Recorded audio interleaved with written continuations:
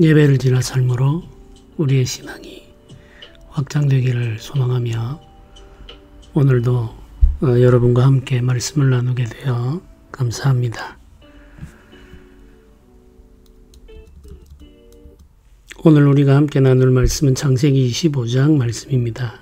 1절부터 26절까지이죠. 구역의 가족들과 함께 이 말씀을 읽고 말씀을 묵상하는 시간이 되면 좋겠습니다. 오늘 본문의 제목은 아브라함이 죽고 에서와 야곱이 태어나다입니다. 한 사람의 죽음과 또 두 사람의 출생이 교차되고 있습니다. 죽음과 출생은 우리가 늘 경험하며 살아가는 삶의 한 부분이죠. 한 사람의 죽음이 그냥 단순한 죽음이 아니듯 한 사람의 출생도 엄청난 의미를 가지게 됩니다. 시인의 말처럼 한 사람이 온다는 것은 그가 가지고 있는 모든 것이 오는 것이죠. 그렇듯 한 사람이 떠나는 것은 그가 가지고 있는 많은 것들이 이 세상을 떠난다는 의미입니다. 그래서 죽음과 삶은 역사의 전환을 가져오기도 하죠. 먼저 우리가 살펴볼 것은 사라가 죽은 후 아브라함의 삶입니다. 사라가 죽은 후 아브라함의 삶을 창세기 25장이 간략하게 요약하고 있습니다. 아브라함은 여종 하갈에게서 아들 이스마엘을 얻었죠. 그리고 사라에게서 약속의 자녀 이삭을 얻게 됩니다. 이삭은 아브라함의 생식 능력이 끊어진 상태에서 얻은 아들이었습니다. 그때 회복된 아브라함의 생식 능력은 사라가 죽은 후에도 유지되었습니다. 아브라함은 언약의 동반자이자 배필인 사라가 죽은 후 그두라를 아내로 맞아 여러 명의 아들을 얻게 됩니다. 인생 말년에 얻은 아들이기 때문에 특별히 사랑하는 마음이 깊었을 것이라 짐작할 수가 있죠. 그러나 아브라함은 그두라에게서 얻은 아들들을 멀리 떠나 보내게 되죠. 아브라함이 하나님에게 받은 언약은 이삭이 상속해야 한다는 사실을 분명히 하기 위해서였습니다. 말씀에 대한 순종이죠. 언약의 상속자는 하나님께서 주신 약속의 자녀 이삭뿐이었습니다. 아브라함은 하나님의 약속을 믿었고 그 약속에 순종하며 살기를 원했습니다. 아브라함은 175세가 될 때까지 살았습니다. 굉장히 긴 시간이죠. 오래 사는 복을 하나님께로부터 받아 누렸다고 말할 수 있겠습니다. 복된 삶이라 할지라도 결국에는 죽음의 문을 지나가야 합니다. 죽음은 피할 수 없는 일이죠. 아브라함이 죽자 이삭과 이스마엘이 장례를 치르게 되죠. 아브라함의 매장지는 에브론에 있는 막벨라 굴입니다. 그곳에 이삭의 어머니 사라가 매장되어 있었기 때문이죠. 아브라함의 아내 사라를 매장할 때 매장지를 아브라함이 사두었죠. 그곳에 아브라함이 함께 묻히게 되었습니다. 아브라함과 사라는 한 무덤을 사용하게 였는데 두 사람이 하나님이 택한 언약의 동반자라는 사실을 증명하기 위해서입니다. 아브라함과 사라는 한 무덤에 묻힘으로 이 두 사람이 하나님이 택한 언약의 동반자로 생명의 약속을 이어갈 자로 선택되었음을 마지막 순간까지 증거하고 있습니다. 11절은 이렇게 기록하죠. 아브라함이 죽은 후에 하나님이 그의 아들 이삭에게 복을 주셨고 이삭은 브엘라 헤로이 근처에 거주하였더라. 이렇게 말씀합니다. 브엘라 헤로이는 가나안 남쪽 경계인 브엘세바 서남쪽 80km 지점에 있습니다. 척박하고 메마른 땅이었지만 우물들이 있어 가축을 키우며 살 수 있는 곳이었죠. 이삭은 그곳에 머물 때 리브가를 아내로 맞이했습니다. 이삭은 아버지 아브라함이 세상을 떠난 후 하나님께서 자신에게 복 주시는 것을 경험할 수 있었습니다. 하나님의 복을 이삭이 상속한 것이죠. 아버지 아브라함과 함께 하셨던 하나님께서 이삭과도 함께 하셨습니다. 아버지 아브라함은 세상을 떠났지만 하나님 아버지는 언제나 이삭과 함께 계셨죠. 우리 육신의 아버지는 언젠가는 우리를 떠납니다. 그러나 하나님 아버지는 영원히 우리와 함께 하시죠. 우리 자녀들과의 관계도 마찬가지겠습니다. 우리는 언젠가 자녀를 떠나게 됩니다. 그러나 하나님께서는 영원히 우리 자녀들과 함께 계시죠. 그러므로 우리는 자녀들을 하나님 아버지께 맡기고 살아야 되겠습니다. 이삭의 복형인 이스마엘에 대한 기록이 성경에 나옵니다.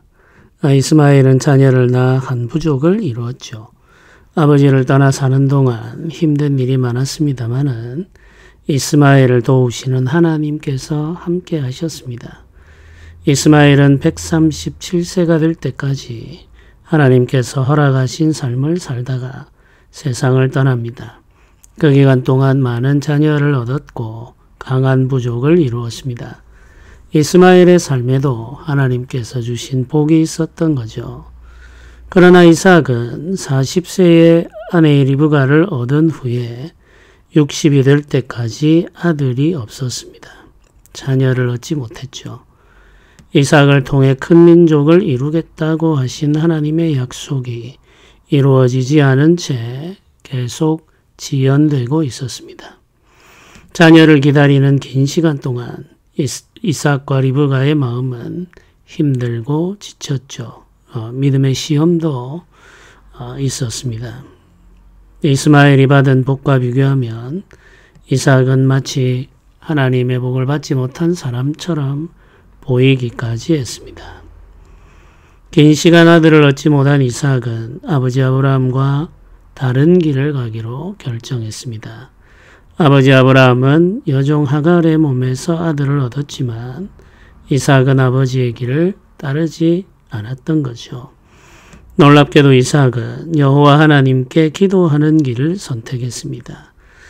당시 남자들이 일반적으로 선택하는 길과 다른 길을 가기로 한 거죠.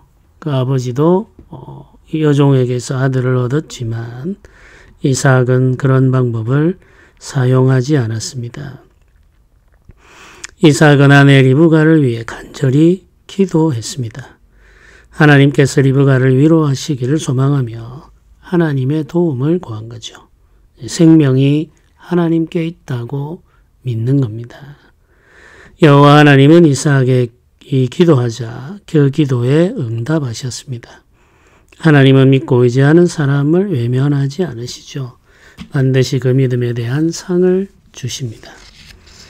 이삭은 생명이 하나님께 있다는 사실을 알고 있었고 확실히 믿었습니다.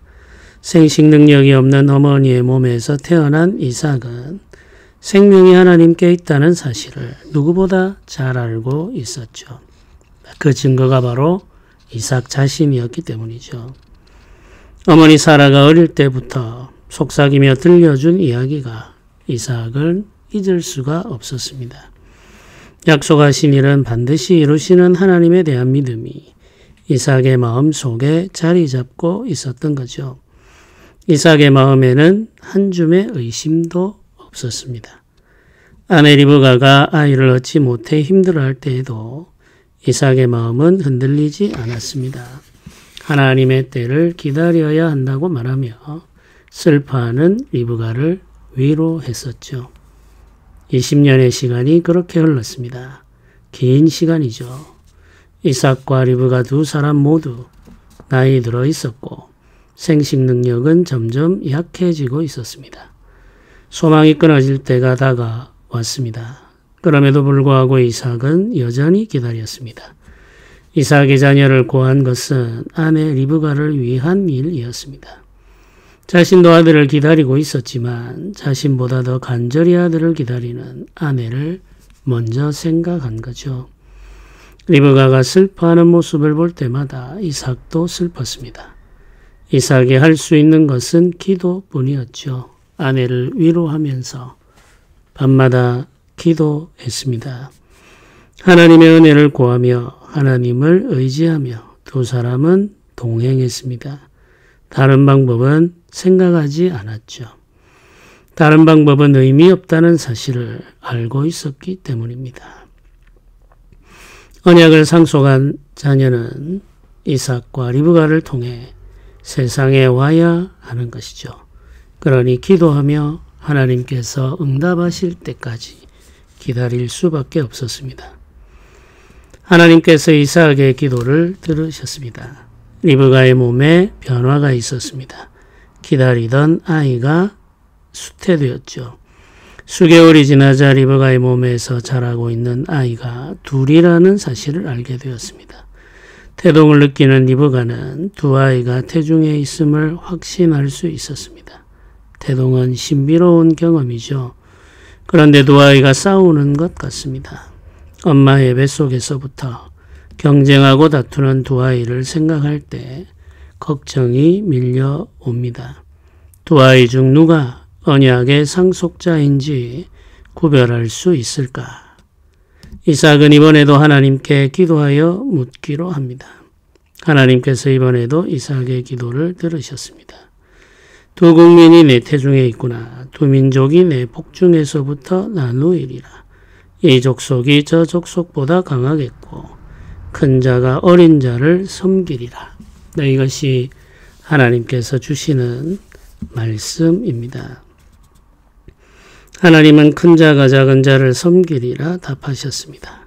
크다는 말은 장자를 의미하는 표현이죠. 힘이 강한 자라는 의미도 가지고 있습니다. 상속자는 장자, 즉 강한 자가 되는 것이 당시 사회의 상식입니다. 그러나 하나님은 일반적인 규범을 따르지 않으셨습니다. 하나님의 선택은 강한 자가 아니라 약한 자였죠. 큰 자가 작은 자를 섬기고 강한 자가 약한 자의 다스림을 받는 것이 하나님의 뜻입니다. 하나님이 건설하시는 나라는 세상 나라와 같지 않습니다. 하나님 나라는 세상 나라와 다른 질서를 건설하고 따르죠. 세상 나라는 힘에 의존하지만 하나님 나라는 은혜에 의지합니다. 세상 나라는 강한 자가 지배하지만 하나님 나라는 약한 자들이 이루어갑니다. 이삭은 약한 자들을 통해 이루어가는 하나님 나라를 보고 있습니다. 비안이 차서 진통이 시작되었습니다. 리브가는 고통스러운 시간을 견디며 출산의 기쁨을 기다리고 있습니다. 이삭은 아내 리브가의 고통스러운 비명소리를 들으며 기도합니다. 생명의 주인이신 하나님께 기도하며 아내와 아이들을 지켜주시리라 믿으며 간절히 소원했습니다. 가장 고통스러운 순간이 지나자 아이들이 세상에 나왔습니다. 먼저 태어난 아이는 피부가 붉어 에서라고 불렀습니다. 에서에 이어 나온 아이는 형의 발꿈치를 잡고 있습니다. 그래서 둘째의 이름은 야곱이라 지었습니다. 야곱이라는 이름은 발꿈치를 잡는 자, 속여 빼앗는 자 이런 뜻이죠. 이름은 본질을 드러내는 기능을 합니다. 야곱이라는 이름은 그의 본성을 정확하게 드러내고 있습니다. 야곱은 형으로부터 발꿈치를 잡고 나왔습니다. 야곱은 태어나는 순간부터 형이 가지고 있는 장자권, 언약의 상속권을 탐하고 있었던 거죠. 이제 막 세상에 나온 어린아이가 무슨 생각이 있었겠습니까? 그러나 야곱에게는 속여 빼앗는 본성이 있었고 그 본성이 형의 발꿈치를 잡게 만들었습니다. 형보다 더 앞서겠다고 하는 경쟁심이 본능적으로 그 아이에게 있었던 거죠. 야곱은 자신의 본성을 버리지 못했습니다. 야곱이 자라는 동안 그 마음속에 있는 욕심도 함께 자랍니다. 야곱에게는 기회가 필요했을 뿐이죠. 기회가 오면 언제든지 형이 가지고 있는 장자권을 빼앗을 생각이었습니다. 야곱은 형보다 약하고 작은 자였으나 그 마음에 품은 욕심은 형보다 크고 강했습니다. 우리 모두 야곱과 같은 본성을 가지고 태어났죠. 죄의 본성입니다. 경쟁하기를 좋아하고 속여 빼앗는 것을 즐기죠. 이런 본성을 가지고 있지만 그 본성을 발휘할 기회가 없어서 아직 범죄하지 않은 상태로 살아가는 사람들이 많습니다. 우리가 범죄하게 되는 이유는 그 기회를 발견했을 때이죠. 그래서 우리가 항상 삼가하고 조심해야 됩니다. 우리 마음속에 있는 죄의 본성은 기회가 있으면 강하게 우리를 추동하기 때문입니다. 그래서 우리가 범죄하지 않도록 항상 조심하고 삼가하며 깨어서 하나님께 기도해야 되겠죠. 우리가 함께 생각하면서 나누어 볼 질문들을 같이 살펴보겠습니다. 첫 번째 나눔입니다. 하나님의 약속이 이루어지지 않고 지연될 때가 있습니다. 그럴 때 믿음이 필요하죠. 인간적인 방법으로 뜻을 이루려는 유혹이 밀려옵니다. 그런 순간을 잘 지나가야 합니다. 약속을 믿고 기도하는 것이 중요합니다. 하나님의 약속이 지연될 때 믿음으로 기도하며 기다린 경험이 있다면 함께 이야기해 봅시다.